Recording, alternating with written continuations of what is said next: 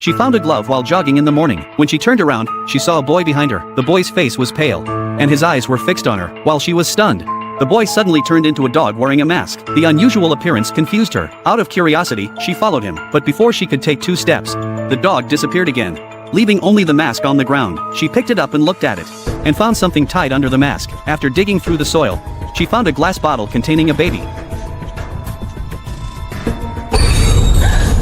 Although it was just a nightmare, it tormented Casey for a long time. At that moment, she was babysitting for her neighbor, and confiding her frustrations to her best friend. Just then, she heard a noise from upstairs. Thinking that the child had woken up, she hurried upstairs to check. She saw her neighbor's eldest son, Marty, holding a mirror up to his younger brother. She approached to ask what was going on. Jumbie wants to be born now.